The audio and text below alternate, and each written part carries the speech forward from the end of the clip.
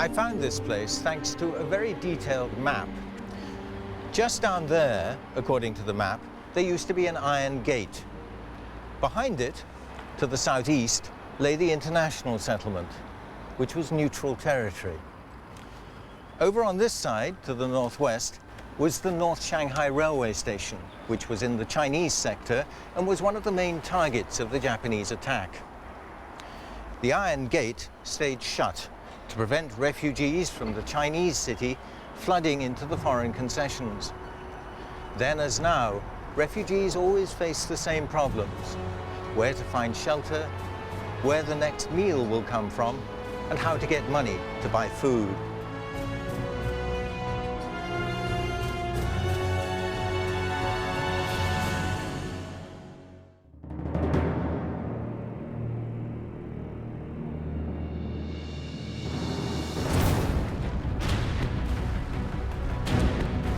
The Japanese Marine Corps attacked the Chinese army stationed in Jiabei on Friday, August the 13th.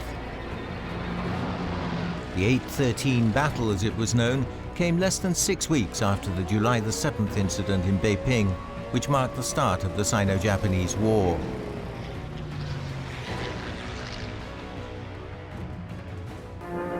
By the thousands, Jiabei refugees mass outside the international settlement with everything they own.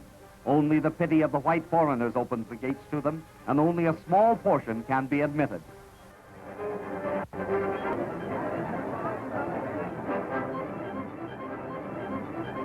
As the sound of gunfire reverberated across Jiabei, the Shanghai Commercial and Savings Bank at 50 Ningbo Road was already open for business. It was just after 9 o'clock in the morning. Over there on the top floor of the bank, the employees gathered to watch. They could see the fires in Jiabei and hear the rumbling of heavy artillery. The fighting was clearly visible from the international settlement as well. And for fear that the wind blows sparks from the fires raging on the other side of Suzhou Creek, and that the buildings in the settlement catch fire as well, the settlement fire brigade directed water hoses onto the blaze. A strange sight. Foreigners who in theory were neutral, doing everything they could to keep the conflict at arm's length and avoid being drawn in. The company history of the Shanghai Commercial and Savings Bank records what happened that day. Soon the bank was crowded with customers, all coming to withdraw their money. Any kind of move takes money, whether it's to take refuge in the city during minor troubles or to flee to the countryside during major ones. In every case, people need money to find a place to settle. Wherever there is war, there'll be a bank run, and Chen Guangfu, the savings bank's general manager, understood that very well. His concern was not only for his own bank. He was chairman of the Shanghai Bankers Association, which represented 47 other financial institutions, and he knew that many of the banks in the Chinese sector were facing similar risks. How would they be able to cope with the consequences of the war? Less than 2 hours later, shortly before 11 a.m., TV Sung, who in the meantime had become chairman of the Bank of China, called Chen to tell him that the Finance Ministry had telegraphed urgent instructions to suspend business until further notice.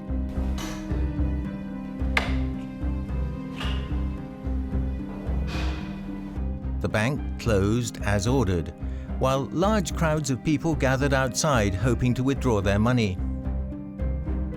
The war had taken much of the population by surprise. All that day, the Bankers Association met in emergency session to agree guidelines on withdrawals, notably the amount of funds each account holder would be permitted to take out.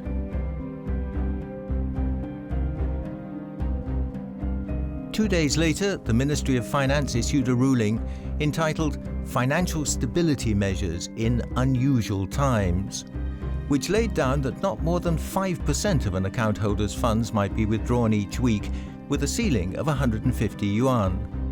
And that applied only to current accounts. On time deposits, no withdrawals were permitted. Limiting withdrawals is something banks all over the world often do in wartime. The aim is both to remain solvent, in other words, not to run out of money, and also to limit the amount of cash in circulation so as not to stoke inflation. But being restricted to withdrawing just 5% of their accounts was far too little to meet the needs of the refugees. So the invisible hand of the market manifested itself again, this time through an explosion of pawnbroking. The population was desperate. 2 weeks after August the 13th, some 700,000 people in Shanghai were sleeping on the streets. Many had been forced to pawn their belongings to get money for food. But there was a catch. How could the pawn shops get the cash to pay people, since they too were limited by the banks in the amount of money they could withdraw? Once again, the Bankers Association stepped in. The Shanghai Pawnbrokers Union wrote to the Chamber of Commerce asking that an exception be made for its members and the withdrawal limits suspended. After that, the banks decided to make available large amounts of small denomination legal tender and fractional currency, which the pawn shops could use to pay their clients. On August the 17th, 4 days after the Finance Ministry's order to suspend activities, the Shanghai Commercial and Savings Bank in the Chinese city reopened, and the first depositors were permitted to withdraw funds from their accounts. On the street outside, there was pandemonium. But inside, as the company history noted, the staff worked calmly.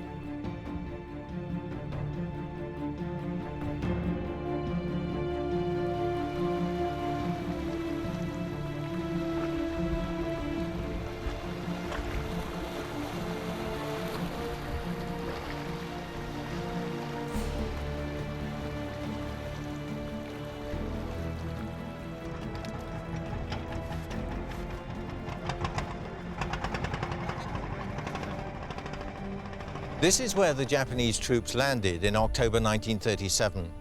It's in Jinshan district, 75 kilometers south of Shanghai. And you can pinpoint the exact spot in relation to those islands you can see on the horizon behind me. The Japanese headed north to Shanghai, where the fighting lasted 3 months. The Kuomintang withdrew, and the Japanese occupied the Chinese city. A month later, on December the 13th, the nationalist capital, Nanjing, fell too.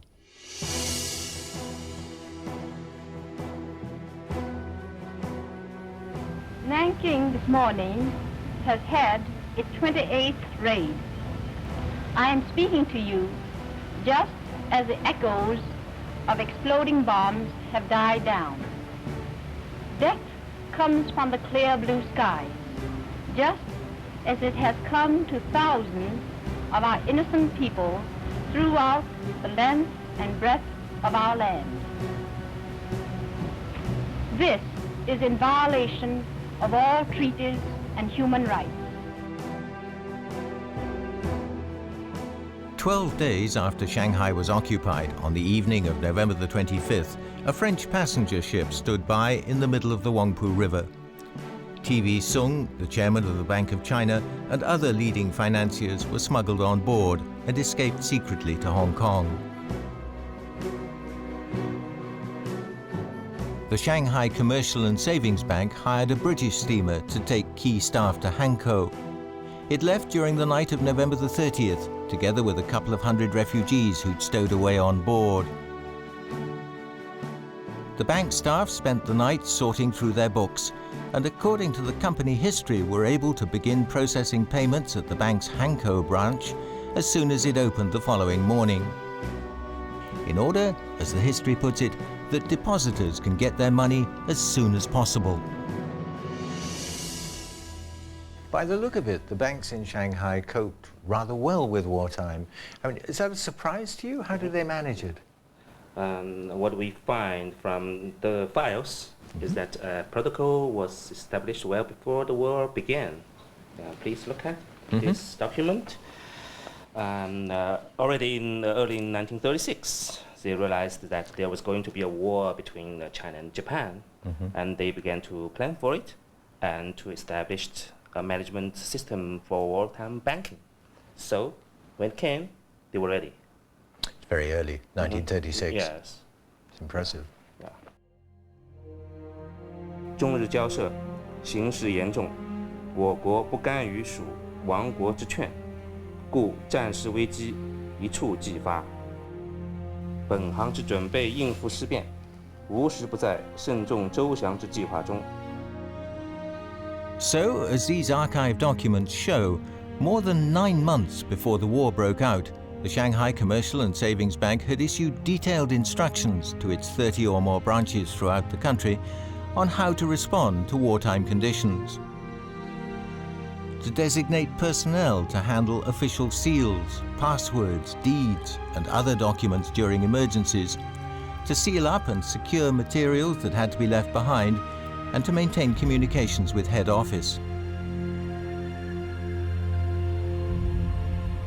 Chen Guangfu once said that the first duty of a bank in wartime was to do whatever was necessary to protect its clients' money, which had been earned, as he put it, through the efforts of the Chinese people. To do that, he maintained, required a good system, and that's what Chen and his colleagues in the Bankers Association tried to create. China's survival, they said, would depend on it.